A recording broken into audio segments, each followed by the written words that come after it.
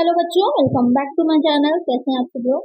आज की वीडियो में मैं आप लोग के लिए ह्यूमन रिसोर्स मैनेजमेंट या फिर मैनेजिंग ह्यूमन रिसोर्सेज के एमसीक्यू क्वेश्चंस लेकर के आई हूँ। इससे पहले भी मैंने काफी वीडियोस अपलोड करी है, इसमें काफी कुछ आप लोग को एमसीक्यूज मिले हैं जो बहुत इंपॉर्टेंट थे।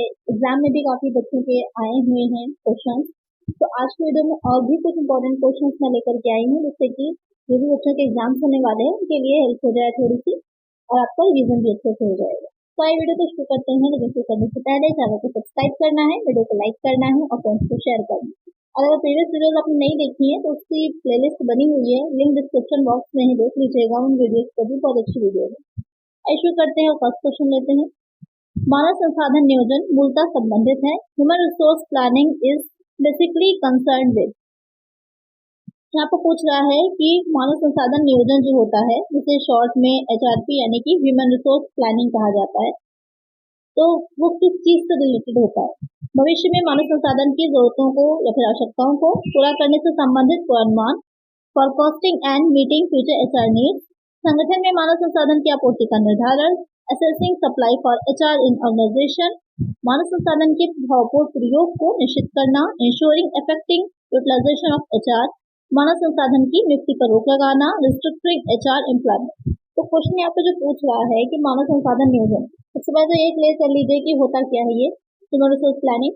जैसे कि अभी वैकेंसीज आती हैं, रिक्रूटमेंट निकलती हैं, तो वहां पर पहले तो ये डिसाइड किया जाता होगा ना कि इस काम को करने के लिए इतने लोगों की आवश्यकता है, इस ऑर्गेनाइजेशन में इतनी नीड है ह्यूमन रिसोर्स की, मानव संसाधन की, क्योंकि मानव को भी वहाँ पर एक संसाधन की तरह ही, रिसोर्स की तरह ही देखा जाता है। तो वहाँ पर उसकी इतनी आवश्यकता है, कितनी है, किसके डिपार्टमेंट में है, क्या उनकी क्वालिफिकेशन होनी चाहिए, उस काम की क्या क्या स्पेसिफिकेशन हैं, क्या क्या विशेषताएं हैं, उसके अनुरूप वैकेंसीज निकाली जाती हैं, भर्ती निकलती है, रिक्रूटमेंट जिसे कहा जाता है। बहुत से क्राइटेरिया होते हैं, कभी कभी इंटरव्यू के बेसिस पे होता है, प्री मेंस होता है, या सिर्फ रिटर्न के बेसिस पे होता है, कंप्यूटर टेस्ट होता है, फिजिकल कुछ जगहों पर होता है। बहुत सी चीजें करने के बाद सिलेक्शन होती है, फिर सिलेक्शन के बाद जो रिक्रूट किया जाता है, सही जहाँ पर सही प्लेसमेंट दिया जाता है। ये सारा काम जो होता है वो क्या कहलाता है, ह्यूमन रिसोर्स प्लानिंग कहलाता है। तो यहाँ पर पूछ रहा है अब कि किससे संबंधित है, तो आपको क्लियर तो हो गया होगा कि क्या होता है। तो भविष्य में मानव संसाधन की जरूरतों को पूरा करने से संबंधित एक पूर्वानुमान है कि इन फ्यूचर में कितनी आवश्यकता होगी ह्यूमन रिसोर्स की, उसे किस तरह से रिक्रूट करना है, क्या क्या चीजें होने वाली है, आगे कैसे हमको काम करना है, उसकी पूरी पहले से ही योजना तैयार कर लेना ही प्लानिंग कहलाता है।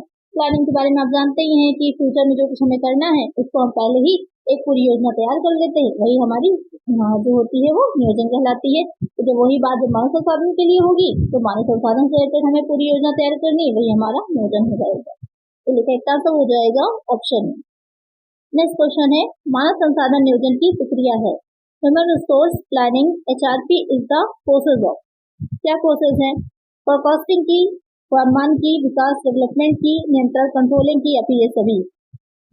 तो ये जो प्रक्रिया होती है, जो प्रोसेस होती है, इसमें पूर्वानुमान लगाया जाता है। पहले क्वेश्चन से ही क्लियर हो गया आपको, फोरकास्टिंग की जाती है कि कितनी आवश्यकता होगी भविष्य में, या फिर अभी करंट में या भविष्य में कितनी आवश्यकता है। डेवलपमेंट कैसे किया जाएगा, विकास, और साथ ही उनको कंट्रोल करना भी बहुत इंपॉर्टेंट होता है। ये तीनों ही पॉइंट आ जाएंगे इसके अंतर्गत। तो एक आंसर हो जाएगा option D, all of the above. Next question है, मानव संसाधन नियोजन महत्वपूर्ण है क्योंकि human resource planning is important because अनचाही कमी को रोकना, अवॉइड अनएक्सपेक्टेड शॉर्टेज, योग्यता की कमी को रोकना, अवॉइड स्किल शॉर्टेज, सावधानी से नियोजन की आवश्यकता, रिक्वायर्स केयरफुल प्लानिंग, और फिर सभी ऑल ऑफ द। तो क्वेश्चन यहाँ पे क्या कह रहा है, ये जो ह्यूमन रिसोर्स प्लानिंग है क्यों इम्पोर्टेंट हो जाती है। तो ये तीनों ही पॉइंट इसमें जो दे रखे हैं वो करेक्ट हो जाएंगे कि अचानक से शॉर्टेज ना पड़े ह्यूमन रिसोर्स की ऑर्गेनाइजेशन में।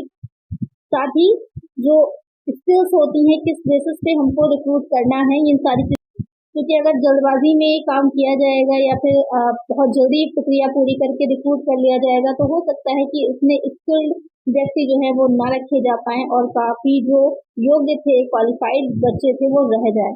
इसलिए क्या होता है कि उसको अवॉइड करने के लिए पहले से ही एक प्लानिंग तैयार रखी जाए। और साथ ही जो सावधानी से नियोजन करना है, क्योंकि जितना अच्छा हमारा ह्यूमन रिसोर्स होगा उतनी ही अच्छी ढंग से ऑर्गेनाइजेशन काम कर पाएगी, कि ऑर्गेनाइजेशन चलती तो लोगों से ही है ना।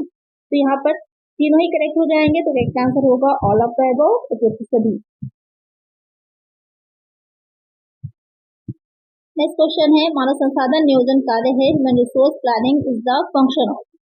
किस तरह का कार्य है, क्वेश्चन पूछ रहे हैं आपसे। गुणवत्ता नियंत्रण विभाग, क्वालिटी कंट्रोल ऑफ डिपार्टमेंट, सामान्य प्रबंध विभाग का, जर्नल मैनेजमेंट डिपार्टमेंट, मानव संसाधन विभाग, ह्यूमन रिसोर्स डिपार्टमेंट, वित्त विभाग, फाइनेंस डिपार्टमेंट। क्वेश्चन कह रहा है कि ह्यूमन रिसोर्स की प्लानिंग करना किसका काम होता है। तो जितने भी ऑर्गेनाइजेशन बड़ी बड़ी होती हैं उन सब में एक अलग एचआर डिपार्टमेंट होता है। जो आप ही लोग अगर प्राइवेट सेक्टर में जो अप्लाई कहीं पे किए होंगे तो एचआर होता है, उनके पास जो है आप अपनी सीवी सबमिट करते हैं, उसके बाद वो जो है अपना आपसे जो भी इंटरव्यू होता है वो सब कंडक्ट कराया जाता है। तो एक अलग से पूरा डिपार्टमेंट होता है एचआर डिपार्टमेंट, वो ये सारे काम करता है।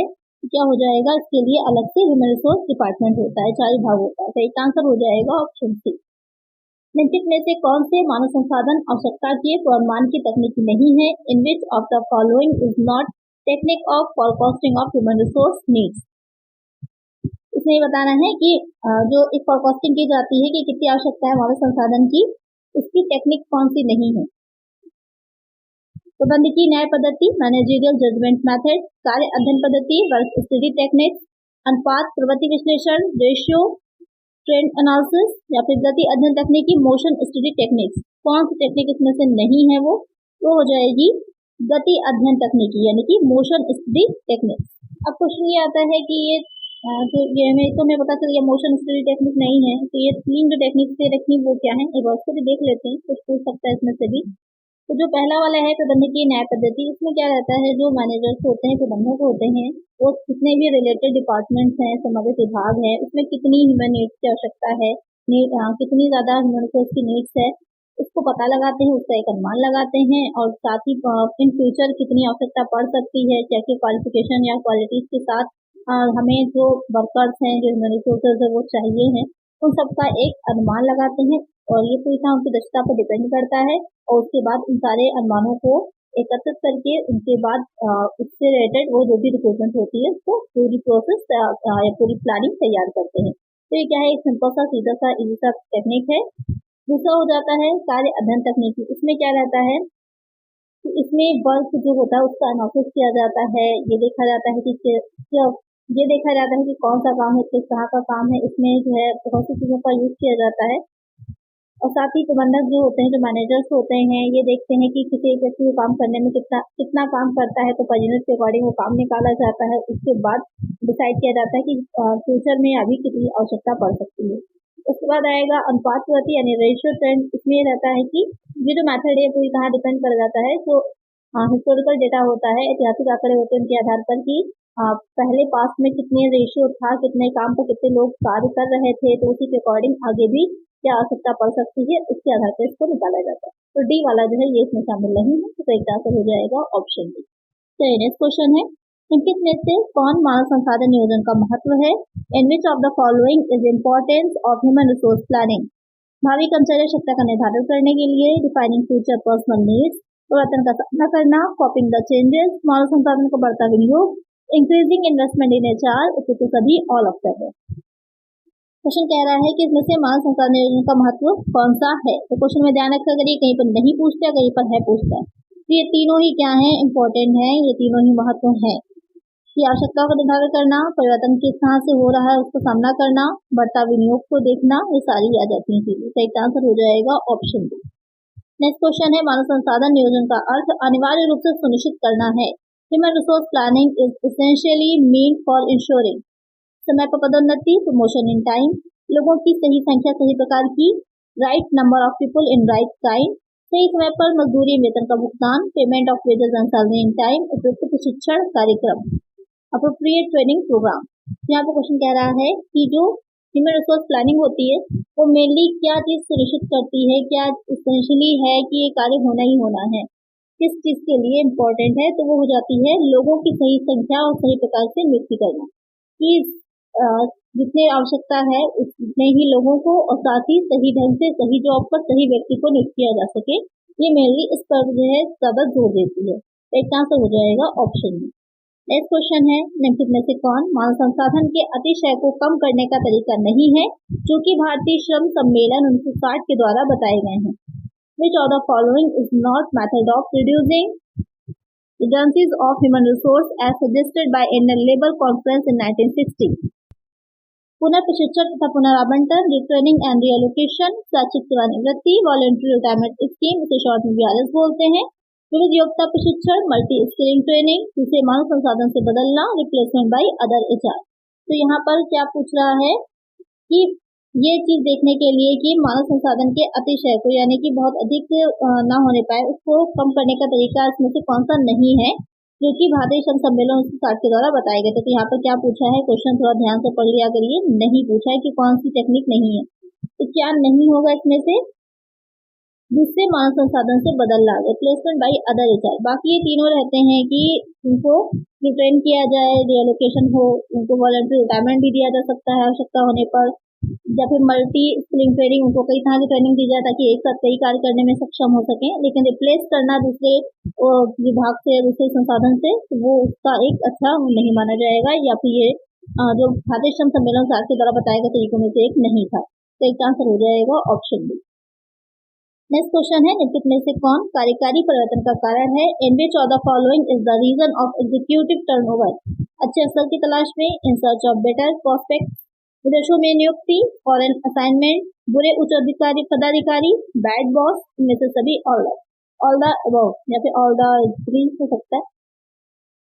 तो क्वेश्चन यहाँ पर कह रहा है कि एग्जीक्यूटिव टर्नओवर यानी कार्यकारी परिवर्तन, क्यों लोग बार बार अपना जो है जो काम कर रहे होते हैं उसको स्विच करना चाह रहे होते हैं, बदलना चाह रहे होते हैं, उसका क्या रीजन है? क्वेश्चन ये आपसे पूछ रहा है। तो अच्छे अवसर की तलाश सही है, आप जो भी काम कर रहे हैं आप उससे बेटर ढूंढने की कोशिश करते हैं। व्यक्ति हमेशा अच्छे से अच्छे की तलाश में रहता है कि उसको जहाँ पर ज्यादा अच्छी अपॉर्चुनिटी, ज्यादा अच्छी सैलरी, ज्यादा अच्छा एनवायरनमेंट मिल रहा है, अपनी फैमिली को आगे बढ़ाने का, खुद को आगे बढ़ाने का अवसर मिल रहा है, वो उस तरफ आगे बढ़ना चाहेगा। दूसरा है विदेशों में नियुक्ति। आज के टाइम में ये चीज बहुत देखने में आ रही है, लोग बाहर ज्यादा से ज्यादा निकलना चाह रहे हैं, बाहर की कंपनियों में स्विच कर रहे हैं, जिससे कि ज्यादा पैसे वो कमा सके और आगे बढ़ सके। बुरे उच्च पदाधिकारी कभी कभी होते हैं कि जो बॉस होता है, जिस भी कंपनी में आप काम कर रहे हैं, उसका व्यवहार, उसका बिहेवियर आपके लिए अच्छा नहीं होता है, या कभी कभी वो इस तरह से बात करता है या आगे आपको बढ़ने नहीं दे रहा है, दूसरे एम्प्लॉय से कभी कभी पार्शलिटी कर रहा है। तो ये सारे रीजन भी हो सकते हैं जिस वजह से आप जो है स्विच करना चाहते हैं, जहाँ से हटकर दूसरी जगह ज्वाइन करना चाहते हैं। तो तीनों ही हो जाएंगे, तो इसका आंसर हो जाएगा ऑप्शन डी। नेक्स्ट क्वेश्चन है, निम्नलिखित में से कौन मानव शक्ति नियोजन का स्तर प्रकार है? विच of the following is level types of man power planning? राष्ट्रीय स्तर, नेशनल लेवल, निगम स्तर, कॉर्पोरेट लेवल, क्षेत्रानुसार स्तर, सेक्टर लेवल, इनमें से सभी, ऑल द थ्री। तो यहाँ पर जो क्वेश्चन कह रहा है कि क्या स्तर या क्या प्रकार होता है इसका, तो ये तीनों ही हो जाएंगे। अगर गवर्नमेंट के इस पे देखें आप, जो सरकार करती है, सरकार डिसाइड करती है, तो वहाँ पर आपकी कुछ सेंट्रल गवर्नमेंट की वैकेंसीज आती है, कुछ स्टेट गवर्नमेंट वैकेंसीज निकालती है, तो वहाँ पर एक बड़े लेवल पर होता है, तो राष्ट्रीय स्तर हो जाएगा। निगम स्तर, कॉर्पोरेट में अलग अलग वैकेंसीज आती हैं अलग अलग कंपनीज में, और क्षेत्रानुसार भी कि किस क्षेत्र में जो है ज्यादा बढ़ावा देने की जरूरत है, तो तीनों ही प्रकार हो जाते हैं। तो इसका आंसर हो जाएगा option D, all the three. निम्नलिखित में से कौन उत्पादन का सक्रिय संसाधन है? विच of the following is active resource of production? भौतिक संसाधन, फिजिकल रिसोर्स, मानव संसाधन, ह्यूमन रिसोर्स, फिश संसाधन, फाइनेंशियल रिसोर्स, या फिर जल संसाधन, वाटर रिसोर्स। यहाँ पर क्वेश्चन पूछ रहा है कि इसमें से कौन सा जो है वो सक्रिय साधन है, एक्टिव रिसोर्स है। एक्टिव रिसोर्स का मतलब है आपका जो मानव संसाधन ह्यूमन रिसोर्स होता है वो एक्टिव रिसोर्स माना जाता है, क्योंकि वो स्वयं से काम कर सकता है। बाकी जितने भी रिसोर्सेज हैं उनको काम कराने के लिए आपको ह्यूमन रिसोर्स की ही आवश्यकता होगी, तभी वो काम कर पाएंगे, बिना ह्यूमन रिसोर्स को काम नहीं कर पाएंगे। अगर मशीन भी है तो भी उसको ऑपरेट करने के लिए किसी व्यक्ति की जरूरत पड़ती है, बिना व्यक्ति के वो मशीन ऑपरेट नहीं हो पाएगी। तो यहाँ पर एक आंसर क्या हो जाएगा? ऑप्शन बी हो जाएगा। नेक्स्ट क्वेश्चन है, निम्नलिखित में से कौन उत्पादन का जटिल एवं नाजुक संसाधन है? Which of the following is complex and critical resource of production? मानव संसाधन, वित्त संसाधन, फाइनेंशियल रिसोर्स, भौतिक संसाधन, फिजिकल रिसोर्स, तकनीकी संसाधन, टेक्नोलॉजिकल रिसोर्स। यहाँ पर क्वेश्चन कह रहा है जिसमें से कौन जो है वो कॉम्प्लेक्स एंड क्रिटिकल रिसोर्स है। हाँ, जो कॉम्प्लेक्स और क्रिटिकल माना जाता है वो ह्यूमन रिसोर्स को माना जाता है, क्योंकि कहीं कहीं पर बहुत ऐसी जगह है जहाँ पर ह्यूमन रिसोर्स अवेलेबल नहीं होता है, तो दूसरी जगहों से लोग वहाँ पर आते हैं काम करने के लिए, तो कभी कभी वो महंगा हो जाता है, या कभी कभी हड़ताल हो रही है, आपस में विवाद हो रहा है, बहुत सी प्रॉब्लम्स होती हैं जिनको फेस करना पड़ता है। तो ह्यूमन रिसोर्स क्या है, बहुत ही क्रिटिकल और बहुत ही कॉम्प्लेक्स संसाधन माना जाता है। तो इसका आंसर हो जाएगा ऑप्शन। नेक्स्ट क्वेश्चन है, मानव संसाधन प्रबंध अनिवार्य रूप से है एक human resource management is essentially रेखीय कार्य, लाइन फंक्शन है, कार्मिक कार्य है, स्टाफ फंक्शन है, रेखीय कार्मिक कार्य, लाइन एंड स्टाफ फंक्शन या फिर ये तीनों ऑल द अबव। तो किस तरह का ये कार्य है? तो ये क्या है? लाइन एंड स्टाफ फंक्शन है, रेखीय एवं कार्मिक कार्य है। तो एक आंसर हो जाएगा ऑप्शन सी। तो नेक्स्ट क्वेश्चन है, मानव संसाधन प्रबंध से संबंधित है। Human resource management is concern with the management of, किस चीज के मैनेजमेंट से संबंधित है? क्वेश्चन पूछा हुआ सिंपल सा है। राष्ट्र की जनसंख्या, पॉपुलेशन ऑफ नेशन, शारीरिक श्रमिक, फिजिकल वर्कर्स, सरकारी नौकरी, गवर्नमेंट सर्वेंट, संगठन में कार्यरत कर्मचारी, एम्प्लॉयज वर्किंग इन ऑर्गेनाइजेशन। तो किस चीज का प्रबंध करता है मानव संसाधन प्रबंध? बहुत ही सिंपल सा क्वेश्चन है, इजी सा है। तो आप लोग मुझे इसका आंसर कमेंट करिएगा और देखते हैं कितने बच्चों का सही कमेंट आता है। तो आंसर आपको पता है, बहुत इजी सा क्वेश्चन है। तो नेक्स्ट क्वेश्चन है, निम्नलिखित में से मानव संसाधन प्रबंध के उद्देश्य हैं। Which of the following is an objective of human resource management? उत्पादकता, प्रोडक्टिविटी, कार्य जीवन की गुणवत्ता, क्वालिटी ऑफ वर्क लाइफ, संगठनात्मक परिवर्तन, ऑर्गेनाइजेशनल चेंज, उपयुक्त सभी, ऑल द अबव। तो जो मानव संसाधन प्रबंध है, HRM है, वो क्या उद्देश्य है उसके, क्या उसकी है ऑब्जेक्टिव्स हैं, पर्पस है? तो ये तीनों ही पर्पस हैं। प्रोडक्टिविटी को बनाए रखना, quality of work life, workers life, जो वर्क है और वर्कर्स दोनों की जो क्वालिटी को बढ़ाना, ऑर्गेनाइजेशनल चेंजेस, संगठनात्मक परिवर्तन करना, ये तीनों ही आ जाएगा। तो इसका आंसर हो जाएगा ऑप्शन डी। तो आज की वीडियो में इतना ही। अगर वीडियो अच्छी लगी होगी, क्वेश्चन अच्छे लगे होंगे, अगर वीडियो अच्छी लगी है तो लाइक कर दीजिएगा, चैनल अपना सब्सक्राइब कर लीजिएगा और इसी तरह की वीडियो के लिए और शेयर भी कर दीजिएगा। मिलते हैं नेक्स्ट वीडियो में। Thank you.